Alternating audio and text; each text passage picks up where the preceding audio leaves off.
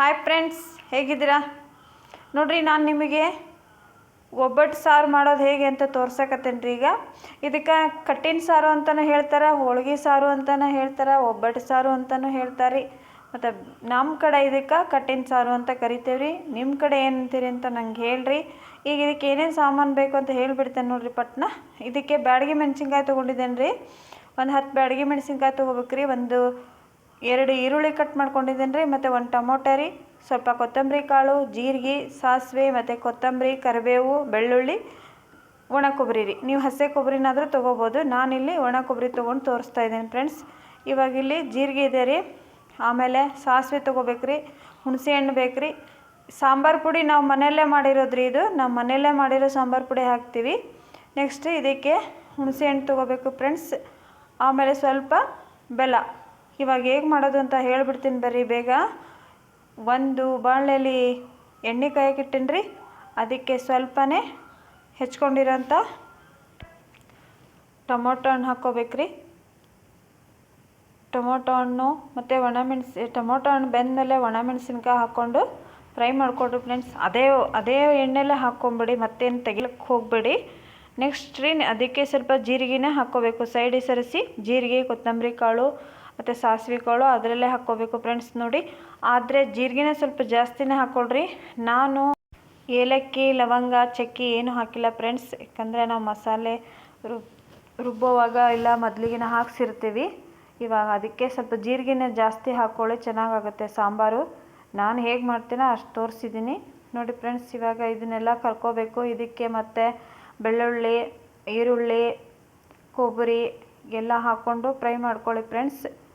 ತುಂಬಾ ಚೆನ್ನಾಗಿ ಬರುತ್ತೆ. ನೋಡಿ ಒಂದ್ಸಲ ಟ್ರೈ ಮಾಡಿರಿ. ನಮ್ಮ ಕಡೆ ನಾವು ಮಾಡೋವಂಥ ಸಾಂಬಾರಿದು ಭಾರಿ ಚೆನ್ನಾಗಾಗುತ್ತೆ. ಒಂದ್ಸಲ ಟ್ರೈ ಮಾಡಿರಿ. ನೀವು ಹೇಗೆ ಹೇಳ್ತೀರಂತ ಹೇಳ್ರಿ. ನೋಡಿರಿ, ಇವಾಗ ಇದನ್ನು ಕರ್ಕೊಂಡ್ರಿ. ನೆಕ್ಸ್ಟ್ ಇದಕ್ಕೆ ಬೆಳ್ಳುಳ್ಳಿ ಹಾಕ್ಕೊತಿದ್ದೀನಿ ಫ್ರೆಂಡ್ಸ್.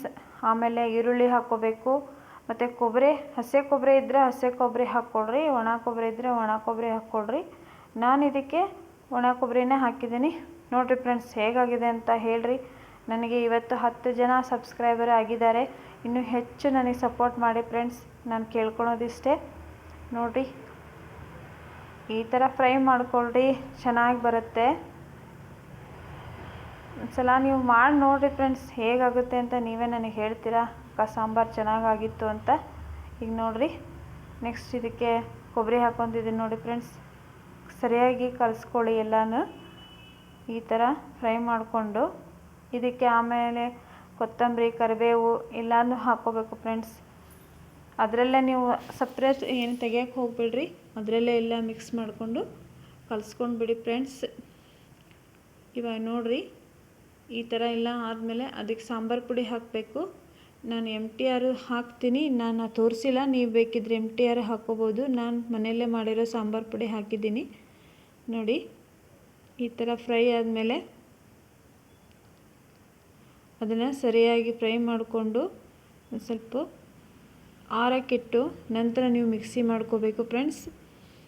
ಇವಾಗ ಇದನ್ನು ಆರಕ್ಕಿಟ್ಬಿಟ್ಟು ಈ ಕಡೆ ಒಂದು ಪಾತ್ರೆಯಲ್ಲಿ ಎಣ್ಣೆ ಕಾಯಕ್ಕಿಟ್ಟಿದ್ರಿ. ಎಣ್ಣೆ ಕಾಯ್ತು ನೋಡಿರಿ. ಅದಕ್ಕೆ ಏನು ಸಾಮಾನು ಹಾಕ್ಕೋಬೇಕು ಅಂತೀರಿ? ಚಟ್ ಅಂತ ಸಾಸಿವೆ ಕಾಳು ಹಾಕ್ಕೊಂಡು ಪಟ್ ಅಂತ ಕರಿಬೇವು ಹಾಕ್ಕೊಂಬಿಡ್ರಿ. ಆಮೇಲೆ ಅದಕ್ಕೆ ಬೇಳೆ ಏನು ಬೇಯಿಸ್ಕೊಂಡು ಕಟ್ ತೆಗೆದಿಟ್ಕೊಂಡಿರ್ತೀರಲ್ಲ, ಕಟ್ ಹಾಕಿಬಿಡ್ರಿ. ಮತ್ತು ಅದಕ್ಕೆ ಹುಣಸೆ ರಸ ಹಾಕಬೇಕ್ರಿ. ಒಂದು ಸ್ವಲ್ಪ ಬೆಲ್ಲನೇ ಹಾಕಬೇಕು ಮತ್ತು ಉಪ್ಪು ಹಾಕಬೇಕು. ನೋಡಿ ಫ್ರೆಂಡ್ಸ್, ನೀವು ಹೋಳ್ಗೆ ಸಾಂಬಾರು ಮಾಡುವಾಗ ಹೇಗಿದ್ದರೂ ಹೋಳ್ಗೆ ಮಾಡೋರಿದ್ದರೆ ನೀವು ಹೋಳ್ಗೆ ರುಬ್ಬಿರ್ತೀರಲ್ಲ, ಅದನ್ನೇ ಹೂರಣ ಹಾಕಿದರೂ ನಡೀತೈತಿ. ಬಟ್ ನಾನಿಲ್ಲಿ ಹೋಳ್ಗೆ ಮಾಡಿಲ್ವಲ್ಲ, ಅದಕ್ಕೆ ಬೆಲ್ಲ ಹಾಕ್ಕೋತಿದ್ದೀನಿ ನೋಡಿ. ಈ ಸಪ್ರೇಟ್ ಬೇಳೆ ಬೇಯಿಸಿ ಇಟ್ಕೊಂಡು ಉಳಿದಿರೋಂಥ ಕಟ್ಟು ಹಾಕಬೇಕು. ಅದರಲ್ಲೇ ಇರೋದು ಸಾರಿನ ಗಮ್ಮತ್ತು. ನೆಕ್ಸ್ಟ್ ಒಂದು ಸ್ವಲ್ಪ ನೀರು ಹಾಕ್ಕೊಂಡು ಅದನ್ನು ಕುದಿಯೋಕೆ ಬಿಟ್ಬಿಡೋಣ ಫ್ರೆಂಡ್ಸ್. ಇವಾಗ ಇದನ್ನು ಕುದಿಬೇಕಲ್ಲ ನಮಗೆ. ನೋಡಿರಿ, ಒಗ್ಗರಣೆ ಕೊಡೋದು ಮರಿಬೇಡ್ರಿ, ಚೆನ್ನಾಗಿ ಬರುತ್ತೆ ಸಾಂಬಾರು. ನೆಕ್ಸ್ಟು ಇದನ್ನೆಲ್ಲ ನೀವು ಮಿಕ್ಸಿ ಮಾಡ್ಕೊಂಬರ್ಬೇಕು. ಸಣ್ಣಗೆ ರುಬ್ಕೊಂಬಿಡಿ ಫ್ರೆಂಡ್ಸ್. ಇದನ್ನು ಮಿಕ್ಸಿ ಮಾಡ್ಕೊಂಬಂದು ನಾನು ನಿಮಗೆ ಸಿಗ್ತೀನಿ, ಬನ್ನಿ ಫ್ರೆಂಡ್ಸ್. ಇವಾಗ ಸಾರು ನೀವು ಹೇಗೆ ಮಾಡ್ಕೊತೀರಲ್ಲ ಅದೇ ಥರನೇ ಇದನ್ನು ರುಬ್ಕೋಬೇಕು. ಸ್ವಲ್ಪ ಅರ್ಧ ರುಬ್ಕೊಂಡ್ಮೇಲೆ ಅದಕ್ಕೆ ತೊಗರಿಬೇಳೆ ಏನು ಬೇಯಿಸ್ಕೊಂಡಿರ್ತೀರಲ್ಲ, ಆ ತೊಗರಿಬೇಳೆನ ಹಾಕ್ಕೋಬೇಕು. ಹಾಕ್ಕೊಂಡು ನುಣ್ಣಗೆ ರುಬ್ಕೊಂಡು ಇದನ್ನು ನುಣ್ಣಗೆ ರುಬ್ಕೋಬೇಕು ಫ್ರೆಂಡ್ಸ್. ಹಾಗಾದರೆ ಸಾಂಬಾರು ಟೇಸ್ಟ್ ಆಗುತ್ತೆ. ನೋಡಿ ಇವಾಗ ಇದನ್ನು ರುಬ್ಕೊಂಬಂದು ನಾನು ತೋರಿಸ್ತೀನಿ. ಈಗ ನೋಡಿ ಫ್ರೆಂಡ್ಸ್, ನಾನು ರುಬ್ಕೊಂಬಂದಿದ್ದೀನಿ ಸಾಂಬಾರಿಗೆ. ಎಷ್ಟು ಚೆನ್ನಾಗಿ ಬಂದಿದೆ ಅಂತ ನೋಡಿ. ಇವಾಗ ಇದನ್ನು ನಿಮಗೆ ಎಷ್ಟು ಬೇಕೋ ಅಷ್ಟು ನೀರು ಹಾಕಿ ಕಲಿಸ್ಕೋಬೇಕು. ನೀವು ಭಾಳ ಜನ ಇದ್ದರೆ ನೀರು ಜಾಸ್ತಿನೇ ಹಾಕಿ ಕಲಿಸ್ಕೊಳ್ಳಿ. ನಮ್ಮ 3 ಜನ ಮಾತ್ರ ಇರೋದು.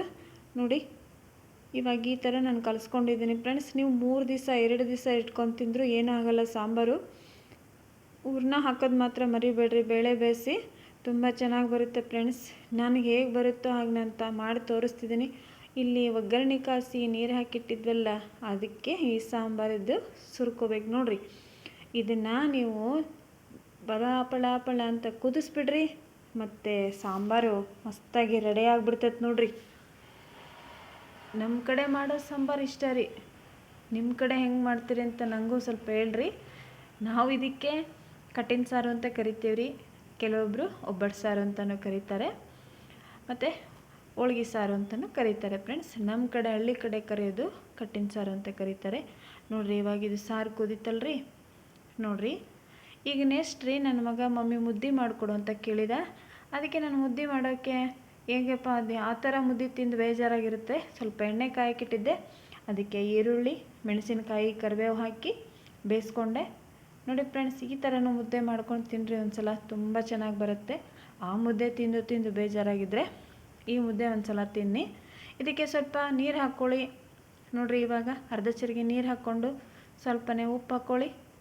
ಉಪ್ಪು ಹಾಕ್ಕೊಂಡು ಕುದಿಯೋಕೆ ಬಿಟ್ಬಿಡಿ ನೋಡಿ ಫ್ರೆಂಡ್ಸ್. ಇವಾಗ ನಾನು ಅದನ್ನು ಕುದಿಯೋಕೆ ಬಿಟ್ಟಿದ್ದೀನಿ. ಉಪ್ಪು ಹಾಕ್ಕೊಳ್ಳಿ ಸ್ವಲ್ಪ. ಮತ್ತು ಜೋಳದ ಹಿಟ್ಟು ತೊಗೋಬೇಕ್ರಿ ನೀವು ನೋಡಿರಿ. ಜೋಳದ ಹಿಟ್ಟು ನೀವು ರೊಟ್ಟಿ ಮಾಡೋಕ್ಕೆ ಹೆಂಗೆ ಜಿಗಿಟ್ ಮಾಡ್ಕೊತೀರಲ್ಲ, ಅದೇ ಥರನೇ ನೀವು ಸರಿಯಾಗಿ ಜಿಗಿಟ್ ಮಾಡ್ಕೋಬೇಕು.